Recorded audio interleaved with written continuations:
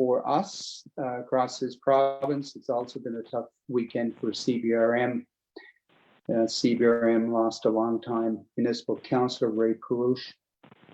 He died, I think, on Saturday or Sunday. He was a long-serving member of CBRM Council. He was a colleague and a friend to a number of us. So we would like to extend our sympathies to his family. Also, our thoughts are also with the victims and families in Colchester County for the unprecedented tragic events over the weekend that happened there. And I think in respect to both of those events is that we just take a moment of silence and reflection for a moment, please.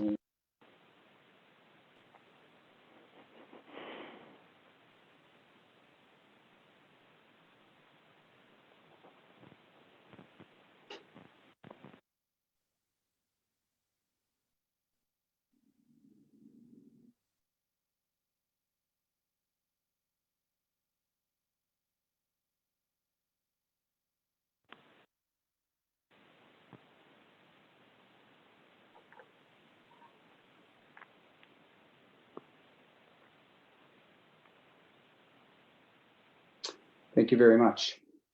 So our first item on business tonight, we have Dave Parkinson.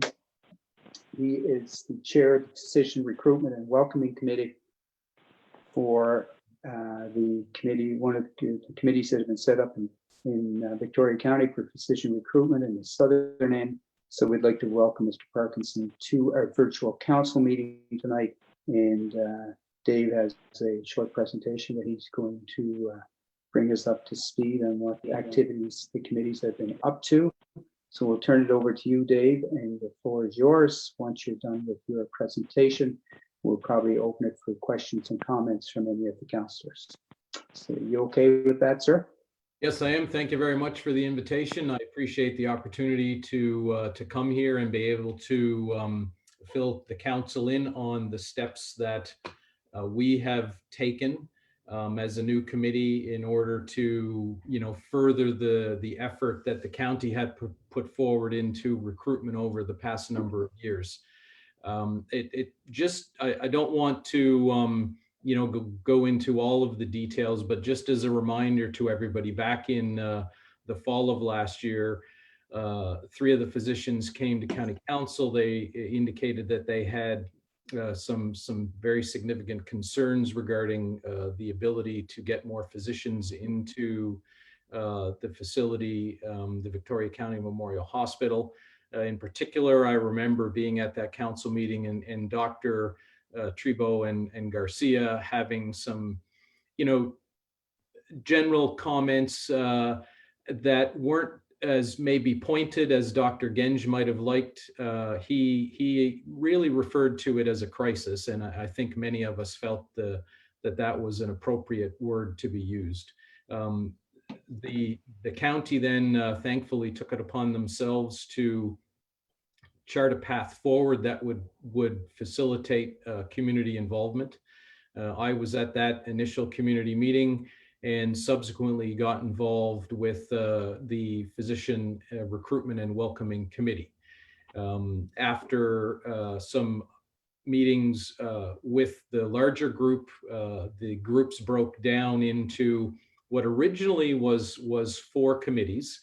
I became the chair of the Physician Recruitment and Welcoming Committee. There was a fundraising committee that's currently chaired by Margot McCauley. There's an advocacy and communications committee that is currently chaired by Kathy McKenzie.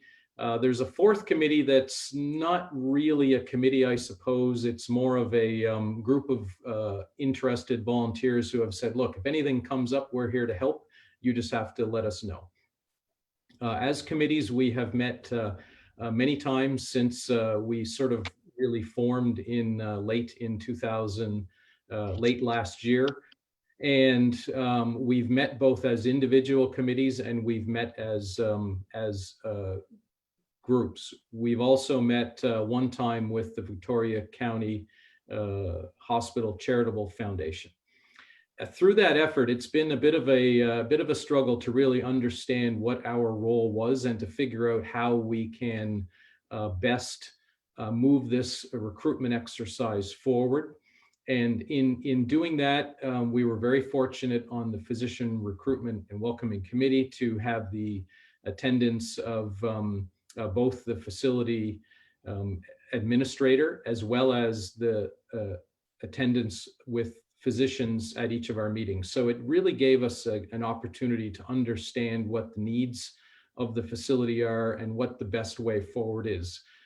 Through that, we have identified that there's kind of three primary directions that we have to go in. We have to be able to develop a strong locum program. The purpose of the locum program is basically to provide a way to bring in physicians to just fill the needs of the emergency room challenges that are now present at the facility. We also have identified that we need to hire at least 2 and preferably 3 new physicians. Currently, we have been given the green light by NSHA, we being the facility, to hire 2 physicians, but it's a strongly held belief by everybody involved that there's at least 3 that are needed, if not more.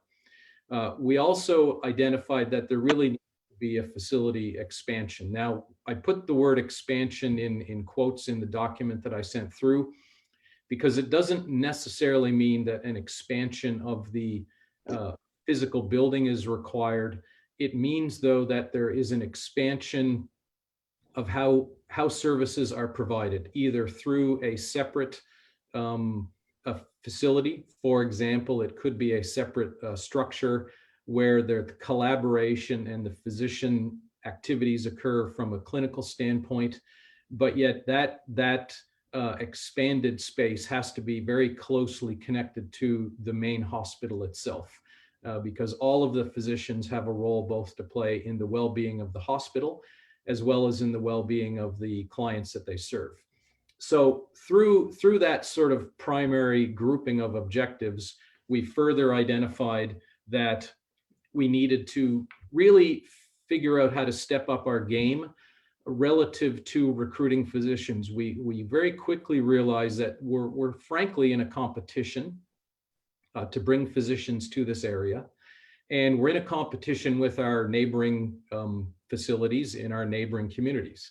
And the physicians are in the driver's seat in that we need them, and there's fewer of them than is the need within the facility. So we have to figure out, well, how do we sell ourselves? And so part of what we've struggled with is how to develop that way to promote the area, promote the facility, understand how to promote it, given that with the exception of the administrative staff that supports us from the facility and the physicians, it's really just a bunch of lay people that are involved with this recruitment exercise. So through that, we identified that we needed to develop a web page that we could use to promote the area, promote the facility, connect it to job opportunities, connect it to recreational activities and tourism benefits of living here, possibly connect it to real estate places, websites where potential recruits could go and look at different living arrangements that might be available. We also looked at different opportunities that we had to welcome physicians into the community. We recently had a locum that was planned through the physicians at the hospital, and that person was supposed to arrive from April the 10th through the 29th. That got canceled on account of the COVID crisis, but we had to make arrangements to find accommodations for that person, as well as get some food ready and get some welcoming activities ready. Again, in the premise that we're trying to shine a spotlight on the community and the surrounding communities in order to make them feel like this is a place to move to. This particular person, it was a woman, I don't recall her name right now. She was actually from Nova Scotia, and she was using locums as a way to test out where she may want to finally lay down roots into the future. She is going to come back once the COVID crisis is over. We've also been in constant contact with the new recruiter, Bill O'Brien with NSHA. He has dreamt up an opportunity to do what he's referred to as a clinic crawl. So what he's going to do is bring down upwards of 10 physician residents. They're going to come to this part of Cape Breton, being the Strait, Buchanan Memorial Hospital, and Victoria County Memorial Hospital over the course of about 2 or 3 days. Bring them down, have them spend some time going through the Strait, have them spend some time going through Bedeque, and then have them spend some time going through Neils Harbor, with the intent to show them those facilities and show them those communities. Our role as the Recruitment and Welcoming Committee is to, again, showcase the area surrounding the Victoria County Memorial Hospital, to show them our hospitality, to show them what activities there are available to them. So part of that, of course, is getting accommodations arranged, meals arranged, welcome activities. Some of the things that we thought about was, well, maybe we can arrange a catered meal at Big Spruce, for example. We also have some other possible physicians who have expressed an interest in coming into the area and seeing the facility, and that is in the fall, late summer, fall. Not sure where COVID will impact that, or if it will impact that, but at this point, there are some future visits planned again. We will have the need to put these people up, to provide them with some meals, possibly rent some cars for them, provide them with some activities. When I went through this, I spent a lot of time talking with other recruitment, other groups in other areas of the province, and quickly realized that this is a money game. It's a long game and it's a money game. And when I say it's a money game, you have to be able to sell the community. And I'll give you an example. In the foundation that looks after the hospital in Liverpool, they had a physician recruitment activity sponsored by NSHA that was probably pretty similar to the clinic crawl that Bill O'Brien is trying to get organized. And through that, they kind of zeroed in on a particular physician who was from the Valley, but lived in Ontario. So after this individual left, the committee reached out to this individual and invited him and his wife back to Liverpool for a 4-day, all expense paid trip to show off the community. And that involved hotel, airfare, rental car, meals, everything, no out-of-pocket expenses for them, in order to pitch the benefit of their hospital to that particular person. That happened once. There was then down the road, got the person interested, but this person had a contract with an existing facility in Ontario. So the Liverpool Hospital Foundation was able to say, okay, we'll buy back your current contract in order to allow you to break that contract and then come to Nova Scotia. So through that effort, they were able to get this physician and the physician's wife, who happens to be a teacher, to move back to Nova Scotia. So through that, we know that this exercise is going to involve money. We do have fundraising activities planned, although they're all pretty much on the back burner right now while COVID's going on. We did, though, start an initiative to get the new webpage up and running, and we have an actual cost for that webpage of $2,500. We've also had some branding and recruitment related promotional material prepared, at least the artwork for it prepared.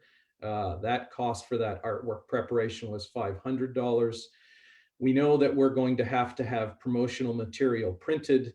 The quantities and the amount of that is currently unknown, but based on my experience with getting ready to print materials for the Cabotura Relay Race, I fully anticipate that those costs could be another $1,000 for printed material, for good quality printed material.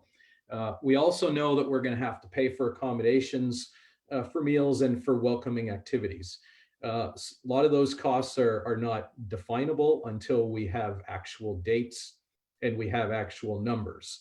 But we know that there are real costs that we have to be able to manage. And that's the reason why, the committee has already asked for money from the county. And this is really meant to be an update to the county so that you have a sense of where we're going for the money that you've generously offered us. And you can see that the path forward has been charted. We think it's a good path forward. We have the support of the facility in this path. And we think with time and with the perseverance of the long game that we're now on, we will be successful. Thank you very much. And thank you, Dave, and your committee and the other committees. We appreciate the amount of time and effort that you folks have put into physician recruitment. And I think you described it very well. It's going to be a marathon. It's not going to be a sprint. That's for sure.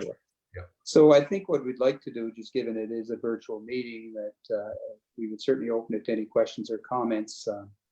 I'm sure some of the councillors from the southern end of Victoria County may have some questions or comments for you. So we'll start there and start with District Number 1, Councillor McNeil.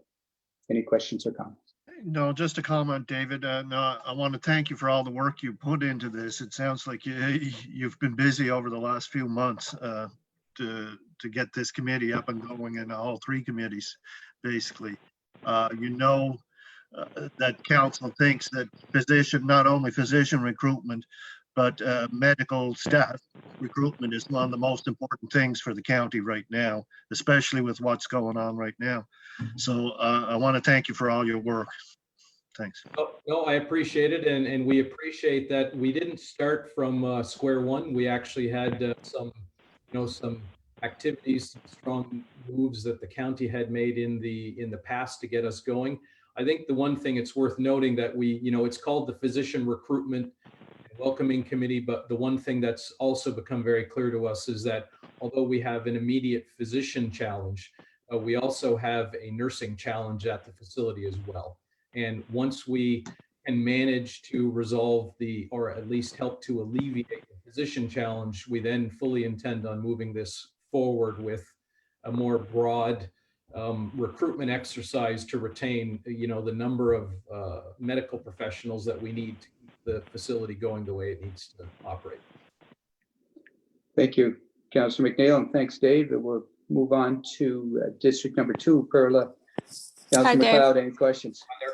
No, just a comment. The same. Thank you for all your work.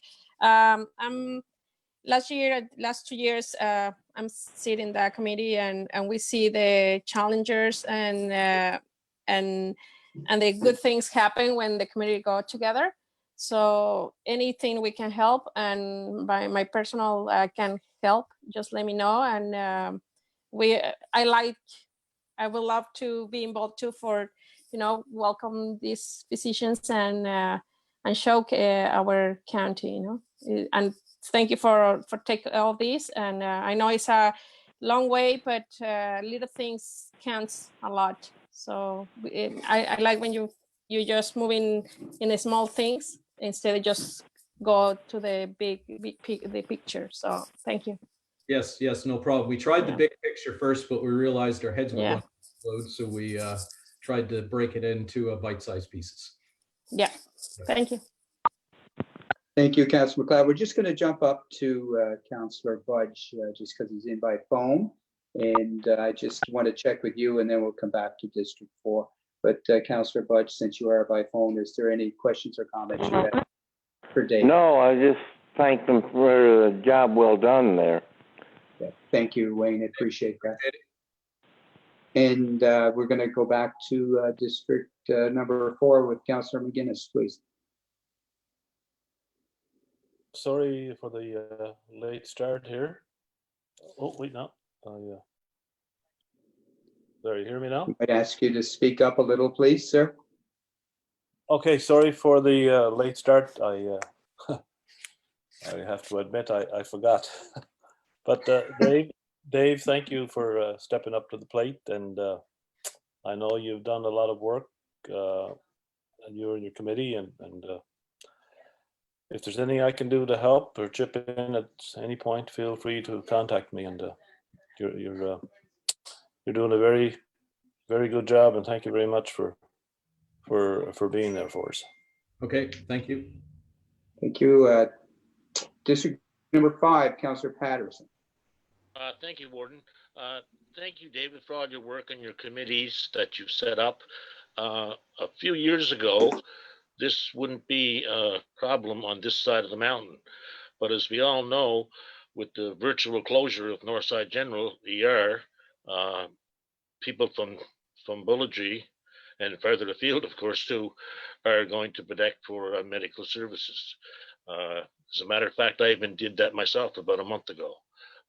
My doctor was on vacation, and the ER in North Sydney was closed. And as I always say, when you get to the end of the Kempted Road, if you go left, it's half an hour to Bedeck. If you go right, it's half an hour to North Sydney. Right. So, you know, people have made that decision. People will take the path of least resistance and go. So I think that's really part of your issue too, where the patient load, I know that the doctors talked about it when they were at council that night.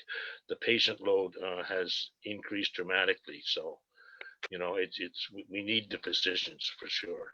Thanks again. Yeah, and we know that as I referred to this as the long game, we know that there are physical changes that will be happening in the industrial area that may alleviate some of this. However, it's going to be 5+ years at least before those are in place. And so from now until then, this problem is going to exist. It may not even be alleviated because the facilities that they're building in North Sydney and New Waterford, they're not being called hospitals, they're being called health centers. So we don't know what that context means as it relates to the provision of emergency services.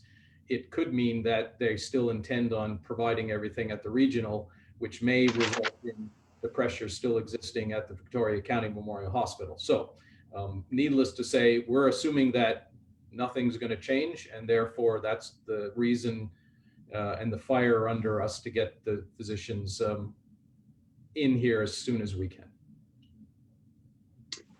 Thank you, Councillor Patterson. And my apologies, I spoke to Mr. Budge and indicated he was District 6. I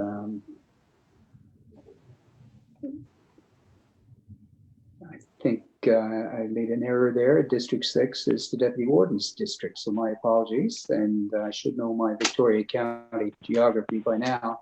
So any questions or comments from the Deputy Warden this evening for Mr. Parkinson? Thanks very much, Warden. And myself and Mr. Budge, or Councillor Budge, work quite closely and kind of share a little bit of territory, so not a problem whatsoever. Dave, thanks very much. Great update. Great to see this work being done.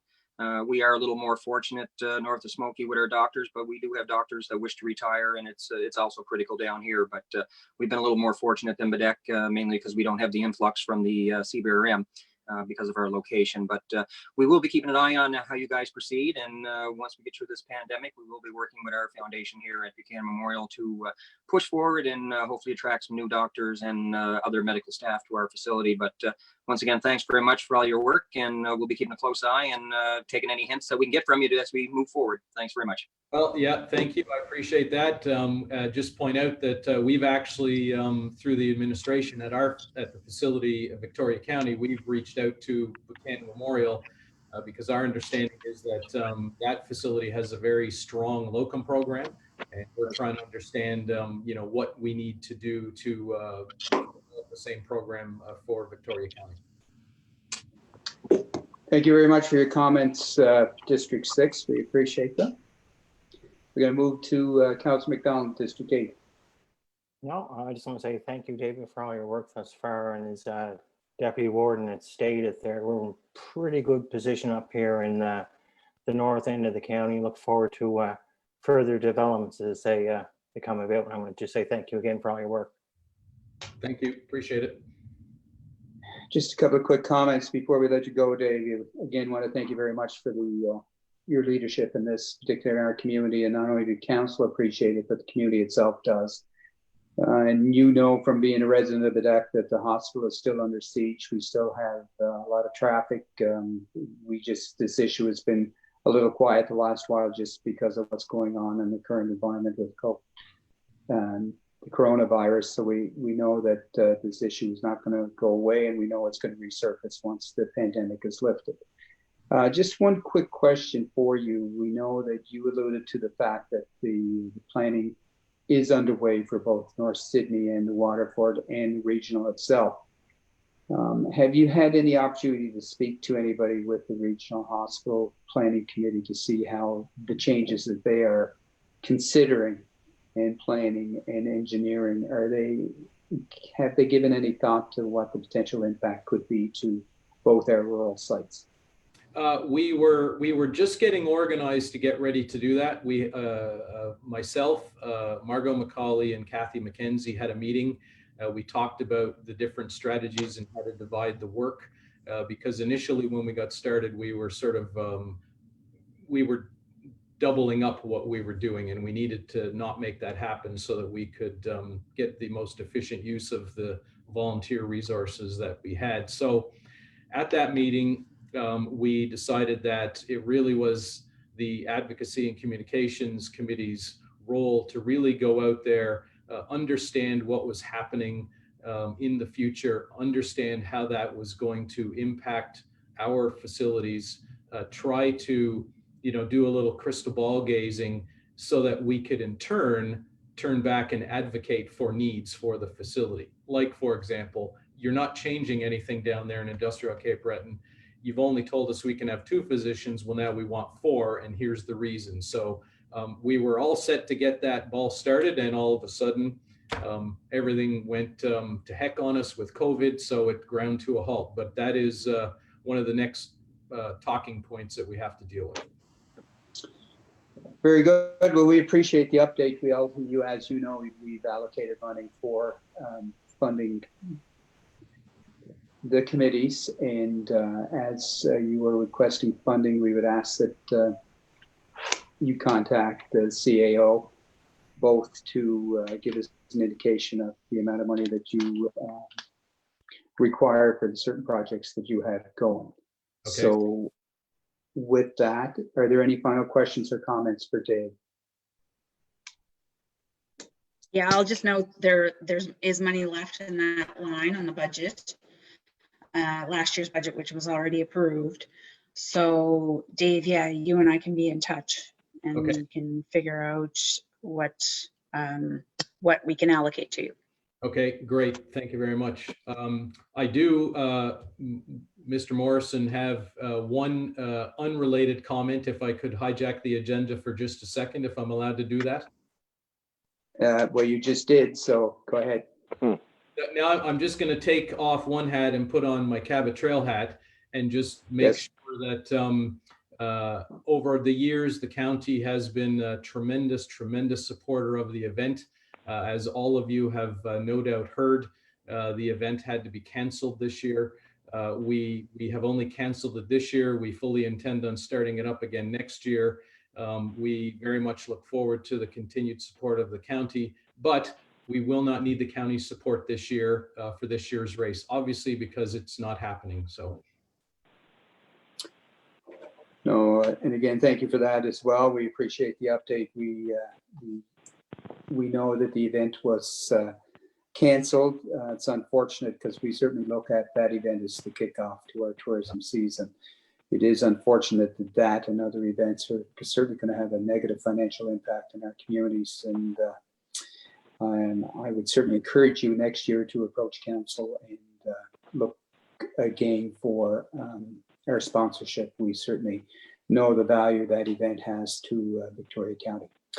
Thank you very much for that update as well. Okay, thank you very much. Now, if I can figure out how to hang up, I'll be all set.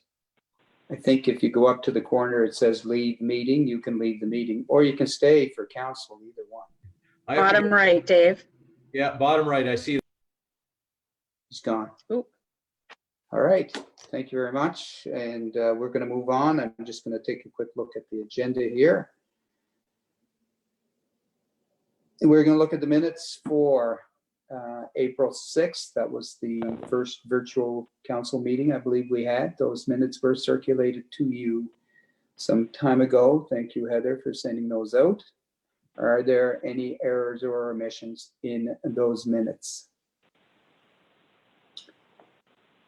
We have a motion to approve the minutes as circulated. Approve. McLeod. Moved by Councillor McLeod, seconded by Second. Councillor McNeil. All in favor? All right. Contrary Aye. minded? Motion is carried. The minutes are approved. Is there any old business arising from those minutes? I just have a couple of things just to let Sure. you know that we sent the letter off to the UARB asking for deferral of water payments coming in and billing. And we got that back within, I think it was less than a day to have that approved. So we have an approval from the UARB related to that. Just to let you know, there's also been several kind messages come back related to the Tim Hortons initiative by council. We are working on something down north, so I'll have more information on that as we get in touch with the gas stations down that way. Zeno was going to give them a call. So just to let you know that that did work really well. And it was one of them that came back said that they were appreciated. It was from a truck driver, and he said you wouldn't even realize the importance of such a small gesture. So just so you know that. Very good. Yeah, so that's the old business that I have. Okay, does anybody else have any questions or comments in regards to old business? We will then move on to new business if we have any.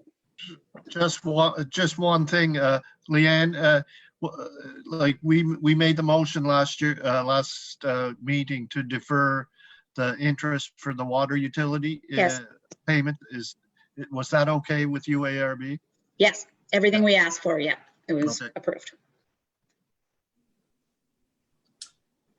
Okay, we're going to move on to new business. New business would include? Just let you know some of the things that we've been working on here. Have a department head meeting every day with my team in the tourism area. So I sent you out a report, but I'll just go over some of the points. Dan has been contacting lots of local businesses. He's also set up a Facebook page for Victoria County operators, finding that that's working really well. I think there's about 80 that are logged on or logged in and accepted the invite, and they're actively engaged in that. Heard today that possibly there might be a reason that a lot of the programs aren't related to tourism yet, the federal programs and provincial programs that are coming out, because I think they might be waiting to figure out how long this goes on and how deep we get into this. So we're feeling pretty confident that there will be some more things coming out in the future. Just also to let you know that Tom Taggart, who is the rural representative for FCM and who has also been in the news the last several days, I think he's the councillor in the area of Colchester where this tragedy is happening. He was asking some questions related to COVID impacts on tourism. Dan sent him a brilliant email that was passed on, so that's gone as far as the FCM at this point. So really, really good. Patrick has, in the last week, has worked on about 43 businesses looking to access EDO funding, or sorry, federal funding. So that's just last week. There was probably double that the week before that. So working on all of that. The housing study, the housing survey that we have out, we have about 250 responses on it, and they are compiling the information. So hopefully we'll get some good things coming out of that. We, as you all know, we had the budget meeting last week and made a few decisions out of that, which we'll probably have another one just to finalize the numbers on that. We're still waiting to hear from AMAN's NSFM. We're hoping to hear by the end of this week, I think, if we are going to have some provincial-wide program. We're kind of losing your volume a little bit there. Oh, Sorry. You. Yeah. that never happens to me. So yeah, we are waiting to hear from NSFM and AMANS to see if there is something that we can figure out with the province together for tax repayment program. We've sent our second load of blue bags off to Camden Recycling. But just to let you know, Divert Nova Scotia is closed now. It's getting harder to get rid of blue bags. So we can store for a while, but we may have to look at some other type of, we may have to look at something else. I know we have had a lot of calls, and you have had a lot of calls related to opening up of the landfill related or based on spring cleaning and things that are happening. We are looking at different possibilities for that. So the Public Works team are in contact with other areas around the province too to see if there is something that could be done, and we'll probably slowly open it up with safety precautions in place. Just we don't have the specifics on it yet and the details, but we'll be rolling that out as we know something. Just to keep you all aware, Destination Cape Breton and ACOA are holding off the call for applications for festivals and events funding. It's still on hold. Not exactly sure where festivals and events are heading this year, unfortunately. The seniors delivery program is now up and running, and the fire departments are administering that. So I think today is the first day, which is great to hear, and we'll see how that goes. Based on some questions in the past and some water breaks that we've had, Jocelyn and Delisle are working on getting some bids on an alert system, similar to the alert system that the provinces are getting a little bit of slack on in the last couple of days related to why it wasn't in place. So they are getting some quotes from a couple of companies where possibly we have our own text system that sends a text out or a message out to local residents if there's a water break or if there's something that's happening. So we are investigating some of those things right now.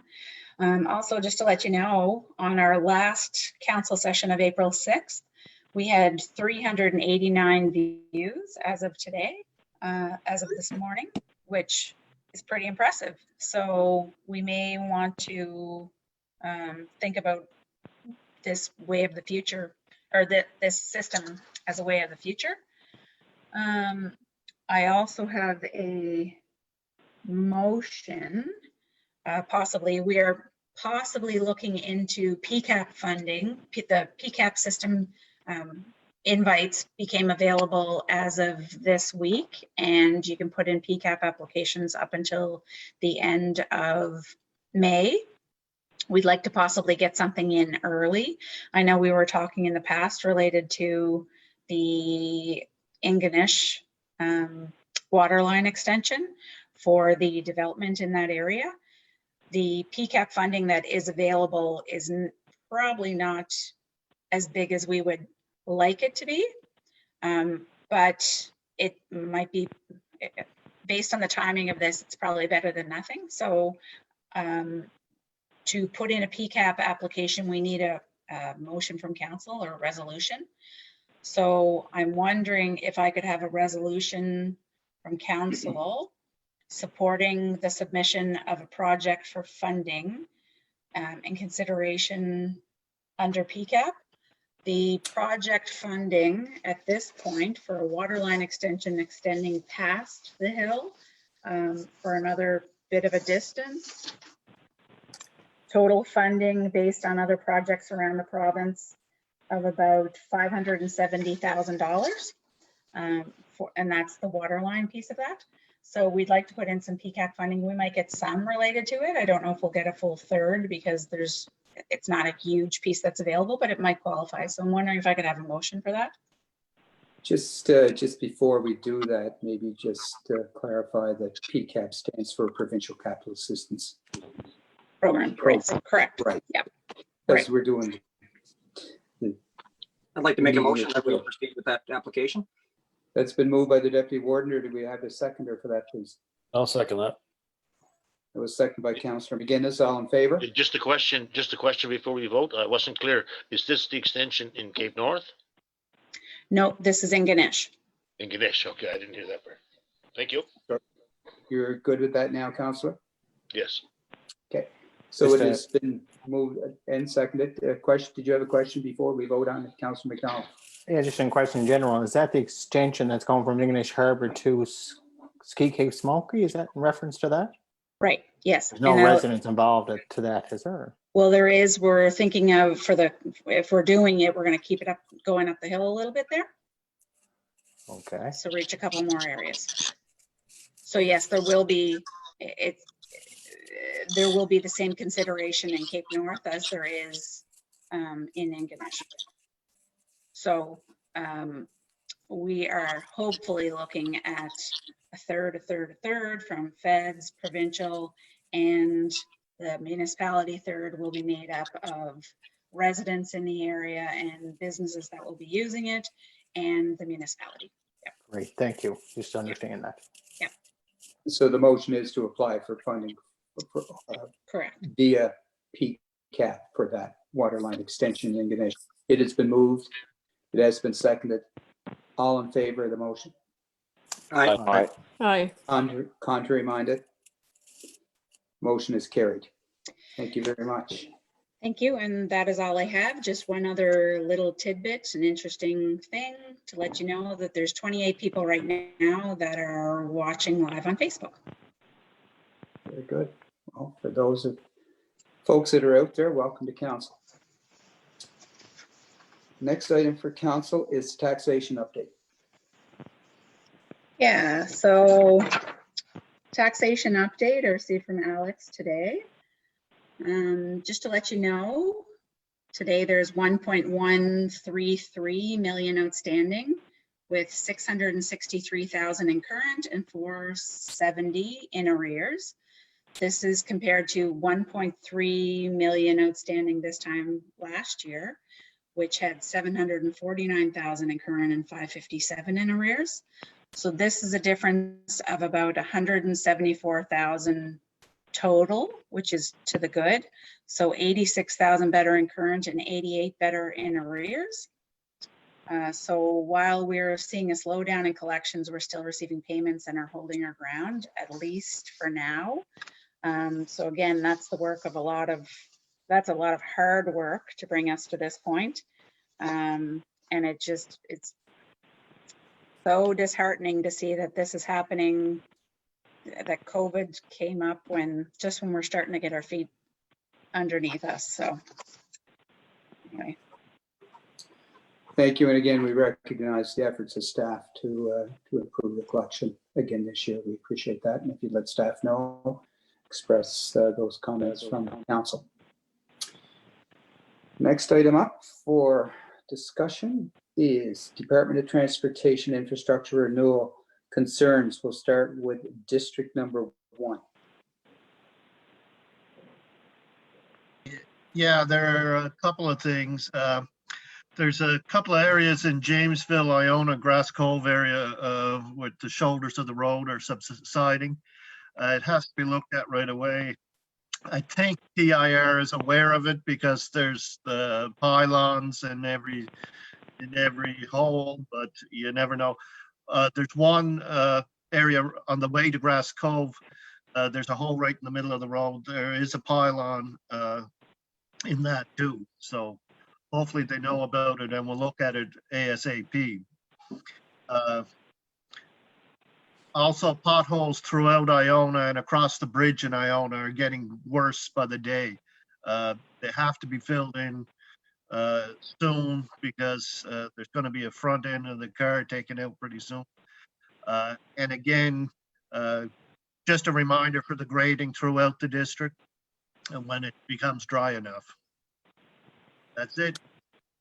Thank you very much. We have recorded those, and we are going to move up to District 7.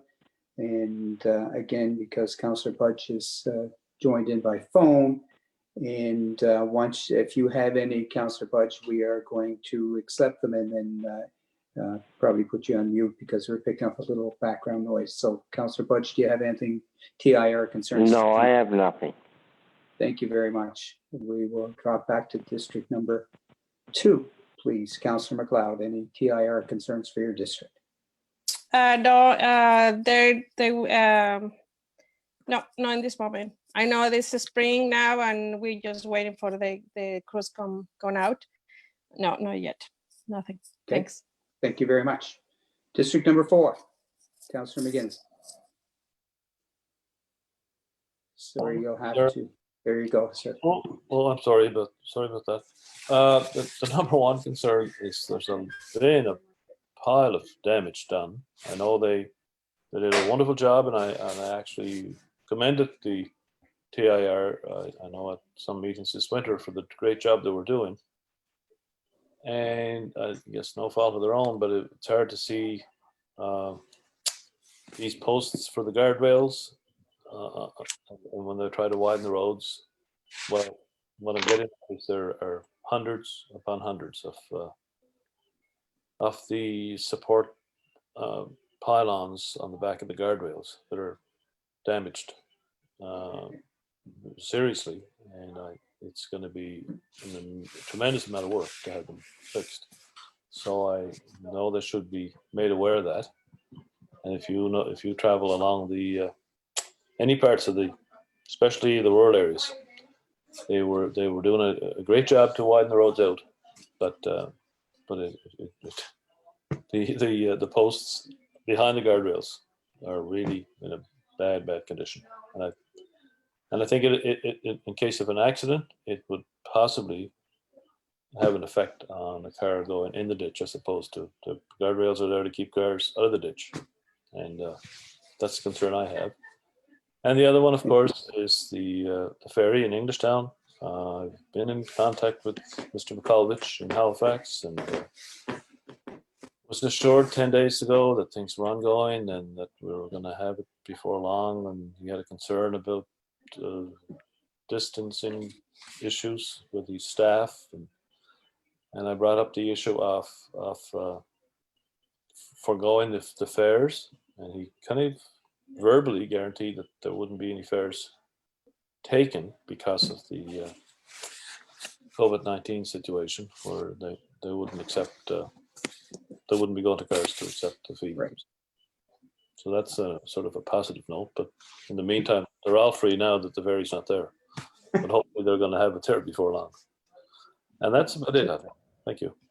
Thank you very much. And I believe we'll go back to District 1 for a minute. Councillor McNeil, did you have your hand up with something before we move on? Yeah, no, I just wanted to ask Leanne, did you get in touch with Steve McDonald and Chisholm about a virtual meeting for spring, this spring? Yeah, they're just waiting to get back to us about a time that works for them. Okay, thank you. Thank you very much. We're going to District 5. Councillor Patterson, please. Thank you, Warden. Following from Councilman McGinnis, some positive notes again. There was actually a crew out this week on the Camp Ted Road doing some patching, pothole filling, Paul. So I guess you got to be good to do that for you. But anyway, thank you for getting that done. And as I keep saying, just can't wait to smell that asphalt sometime this summer. Yeah, very good. You're very optimistic. Appreciate that. District number 6, Deputy Warden. Yes, Warden, thank you. Just a couple of things. It's great seeing the TIR employees are out actually replacing some signs on the side of the road. So that's great to see that they're out and working. Biggest thing I'd like to ask for, I've noticed a lot of erosion along the harbor here in Ingonish on the Cabot Trail. I've noticed 2 or 3 locations that are getting quite serious, but I'm wondering if TIR could undertake an actual good survey of the area, say from Knotty Pine Cottages let's go right over to the Clam Flats. Which TIR would be aware of where I'm speaking of. But like I said, 2 or 3 areas are eroding underneath the guardrail, and it's only a matter of time. It's only going to get more serious. As Councillor McNeil also mentioned, grading of the side roads is still critical. And again, my beach crossing road took more damage in the storm last night. So looking forward to having Steve down to take a look at that one. But that's it for tonight. Thank you. Thank you, Deputy Warden. We did speak to Councillor Budge. Councillor McDonald. No, there was no concerns just other than what was brought up at the last council there. So good for District 8. Thank you very much. And District 3, I have no TIR concerns this evening. So now we're going to move on to, are there any notice of motions tonight? Hearing none, we'll move on to district concerns, and we'll start with Councillor McDonald in district number 8. It's going to be no hitter again. There's no concerns in District 8 this evening. Very good. Thank you very much. District 7, Councillor Budge. No concerns. Thank you very much. District 6, Deputy Warden Doffman. Just one concern. I was in touch with the food bank north of Smoky here, just to see how they were making out. And after the last, I guess about 2 weeks ago, they had a day for deliveries and pickup, and they had an increase of 25%. So it was quite substantial increase in the usage of the food bank. Again, they do rely on public donations or private donations to succeed. At this time, I know we haven't finalized our budget yet, but I am wondering if I could get permission to take $1,000 from my district budget to provide some much needed funds to the North of Smoky Food Bank. And part 2 of that, I know Lydia is working with the food banks. I'm just wondering if Lydia could give me an update on what she is able to do for the food banks also, but I will be in touch with her. And I'd like to make that a motion, $1,000 if possible, from my budget, even though it has not been approved yet for this fiscal. Is that possible? Yeah, just before we do vote on that, I do know there is a provincial program note that there may be additional funds provided to food banks in the event that does happen. Is anybody opposed to $1,000 from Deputy Warden's district budget to go to Food Bank North? I second it. It's seconded by Councillor McNeil. All in favor? Aye. Aye. Very minded. Motion is carried, and so if you need the money prior to the finalization of the budget, we're good with that. Deputy Warden. Great. Thank you very Thank much. That's it for District 6. Thank you. Thank you very much. District 5, any district concerns tonight, sir? No really major concerns, just that I think everybody's experiencing the same situation. Most people are abiding by the guidelines or regulations or whatever, limiting their trips, whether they're medical or for groceries or whatever. People are keeping in touch with Zoom. Everybody knows about Zoom. I wish I had bought stocks in Zoom about a month ago because nobody knew about it. And now everywhere you go, it is. And telephoning and so on, checking in with people and so on and so forth. Just to kind of a heads up, I noticed in the paper today that Councillor Prince and Councillor McMullen from CBRM are getting calls about people being restless. And I think as the spring goes on, people will become more and more restless, and it's something we probably should be aware of and maybe keep an eye on. This is such a strange situation for everybody that, it's just, unheard of in our generation, and it really has changed the way we live. And as Leanne mentioned a while ago, maybe we'll never see each other in person again. Unless because we could do the business, in this manner. So anyway, greetings from District 5. All seems to be well. We had a bit of snow, but it's gone, and things are pretty good. Thank you very much for the update for District 5, sir. District number 4, any district concerns tonight, sir? Well, I guess my biggest concern is the upcoming lobster fishery. Crab season has started. Anticipating a 50% drop in the prices from last year. We all joined in a survey that was done last week. Actually, the votes are going to be tabulated tonight to decide whether to go ahead with the season or not. And I feel that the majority of the vote will be that the season not happen, but the federal government is just not listening to us. Right in my backyard here, between Englishtown Harbour and the Harbour Little River, there is a minimum of 150 people employed, which has a big impact on this whole district, let alone our whole county.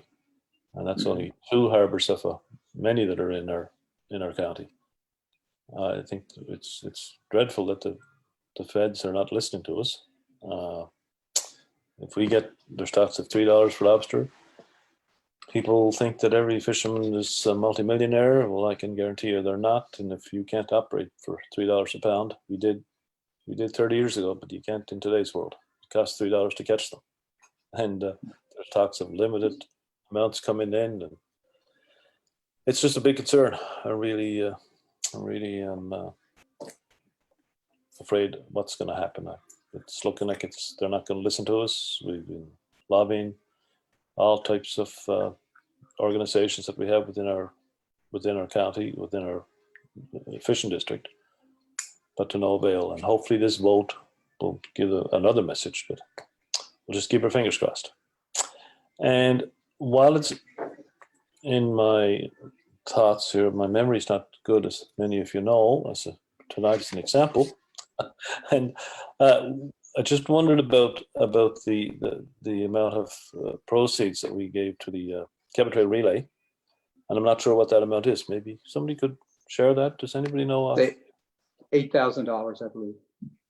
That was for the sponsorship of the event, which included the cost for EM for the ambulances as well. Yeah, okay. I'm just wondering if we might be able to put a portion or a substantial portion of that amount to the food bank, which I think is very in need of it at this point in our dilemma here. I don't know what's the feeling of the rest of the. Well, I guess I would say this, Councillor, is that we're going to have another budget meeting probably next week, so probably we can have that discussion. Okay. Are you okay with that? That's fine. We'll be looking at a number of those. We know there's a number of events that we sponsored that have been canceled, and we're going to have to probably look at reassigning some of those funds elsewhere. So, and it's a good point. It's a worthwhile place for those funds to be put. So, but if we would put it there, I think that's where the discussion would be best had. Okay, fair enough. You okay with that? That's fine. Good. Yeah. Thank you. Thank you. Great. Appreciate your comments on the fishery as well.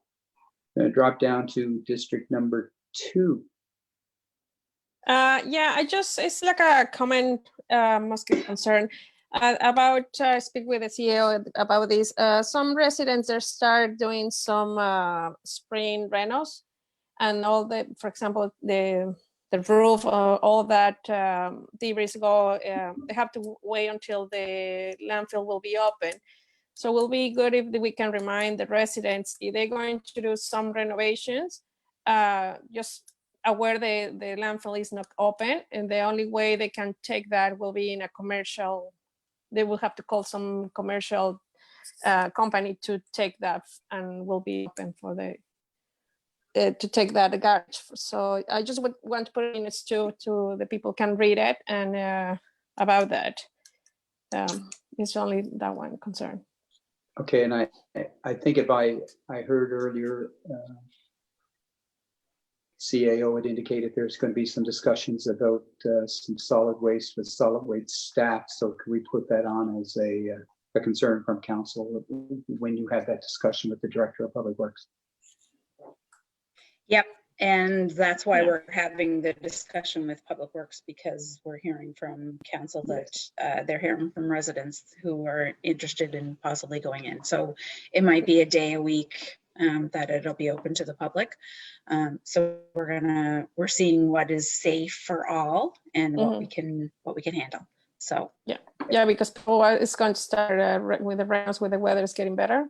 right. So at least, get out about that. And just want to put in the minutes too Right. for that. Yep. Thank you. And you Mayor, will- Sorry, go ahead.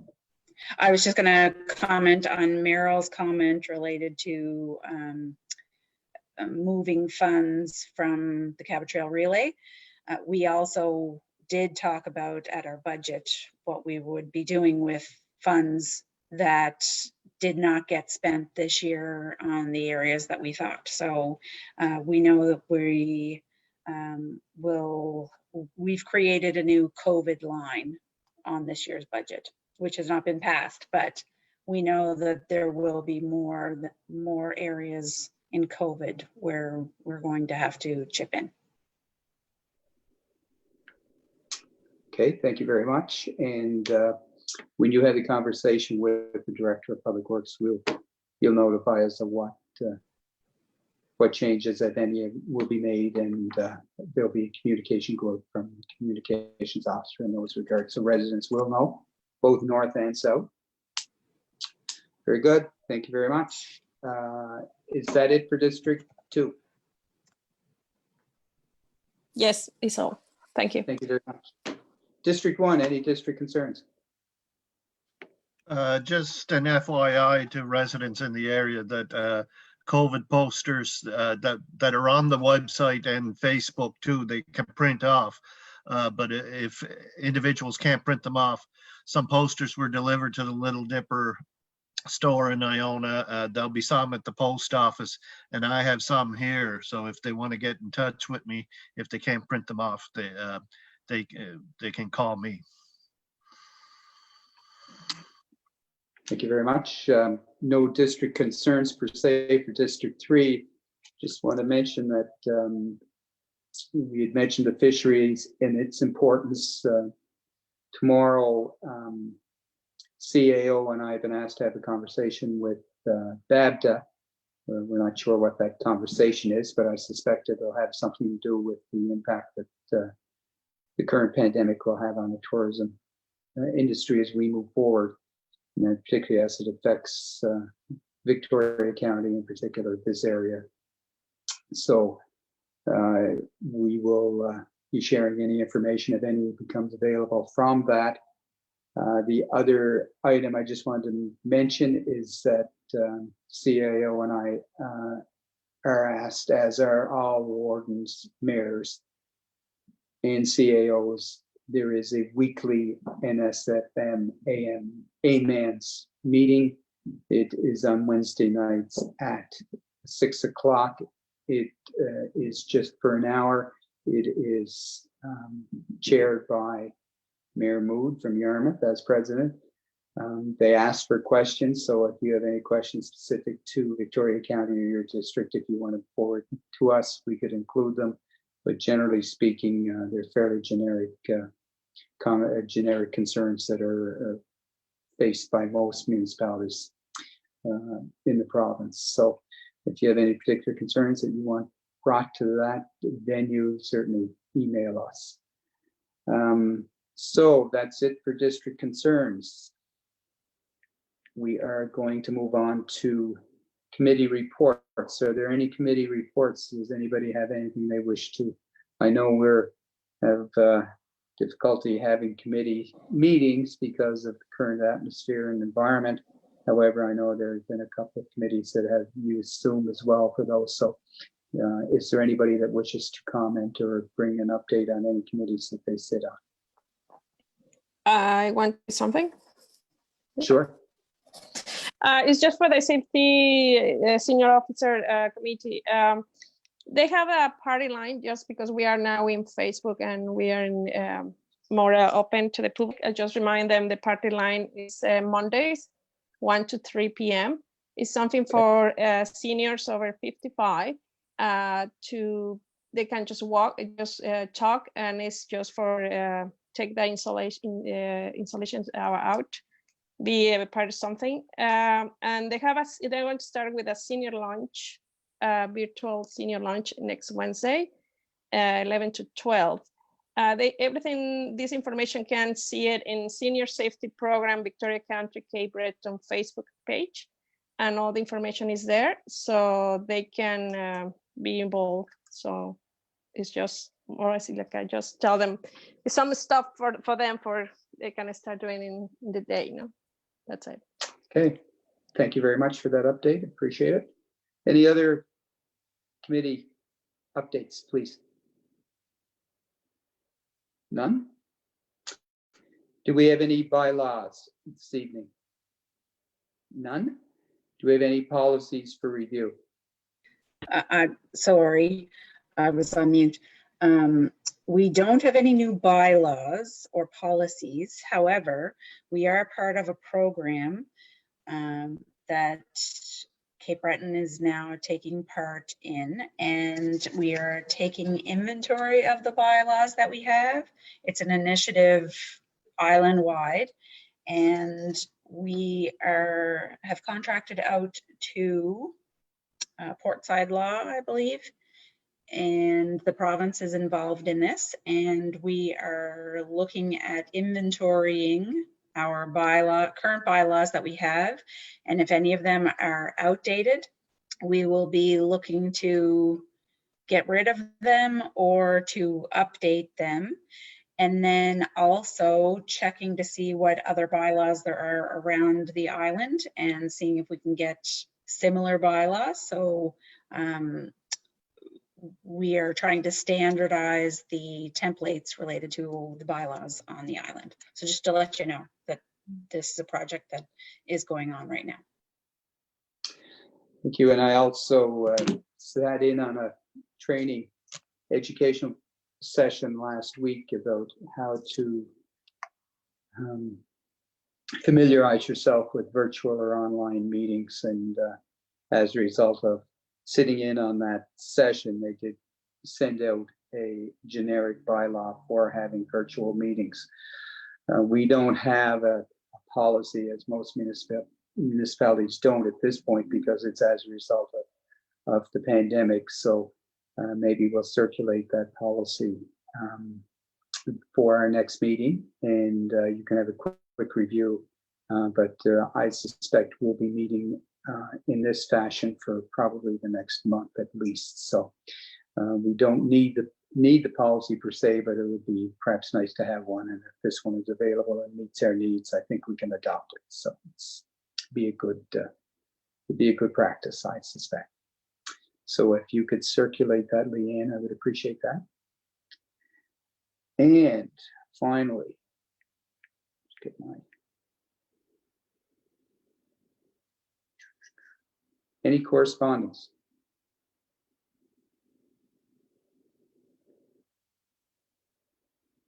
None? Just the all correspondence that I have received, I have forwarded on.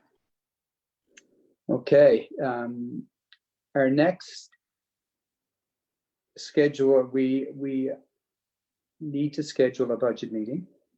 We will wait till we hear from CAO of those dates. I suspect that's in the next week or so, is it not?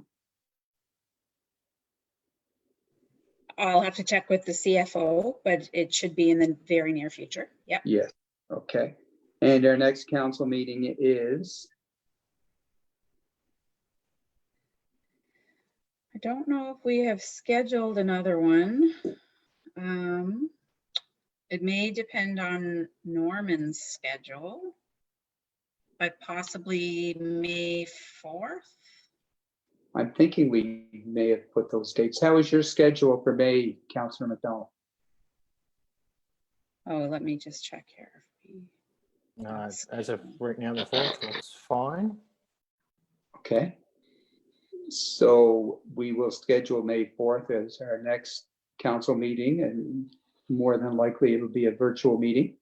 We will notify you when the budget meeting in the next week or so will be notified either by CAO or Chief Financial Officer. And we will review the budget and the impacts that COVID has had on it, and we will be looking at our financials and seeing what adjustments we'll have to make as we move forward.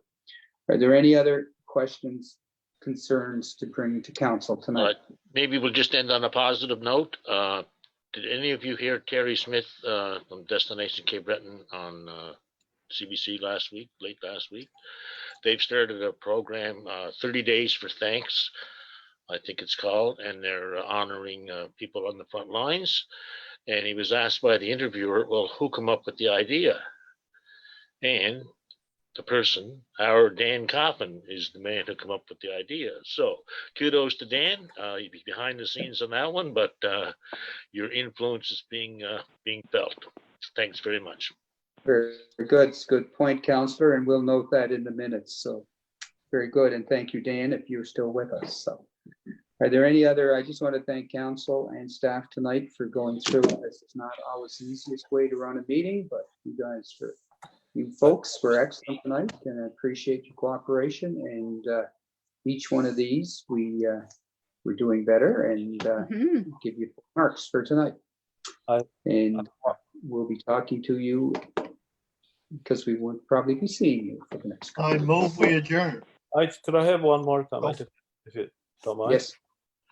I think it might be appropriate if we could send condolences and let Colchester County know that they're in our thoughts and our prayers at this time. And I think it'd be appropriate that our council pass on that message to them in this time. Yeah, very appropriate and good thoughts, sir. And perhaps we should also send a note to the family of Councillor Perush as well. Yes. In our sympathies. So Sure. we did Yeah. recognize it earlier in the meeting, but we'll formalize it and we'll leave that up to the CAO. Yeah. Just to let you know, I reached out to the CAO down there this morning, and he informed me that basically everyone that works in the municipality knows somebody who was affected by it. So Yeah, and I can tell you that it was interesting. The CAO mentioned earlier that we've been in touch with Tom Taggart on behalf of the FCM. They were looking for some information she referenced about what the pandemic was having on tourism, and he reached out to Victoria County because of our obvious reliance on tourism. So it was interesting. We had a couple of conversations with him last week, and I sent a note to him today. Those of us that have known Tom for a while and expressed our sympathies for our municipality and our residents in regards to what they've been going through the last couple of days. So yeah, it's duly noted, and thank you very much for that suggestion, sir. We'll make sure we follow up on that. Great. Okay. Point. All right, anything else to come before council tonight? Just keep in mind that it's good to do our daily check-ins with the CAO, and it's good to do our weekly check-ins. And please, if you have any concerns, let Leanne or myself know, and stay well. Good night. Good night. Thank you. Have a good night. wow. Sure. Night, Stay guys. safe. Thanks. Yeah. Bye-bye.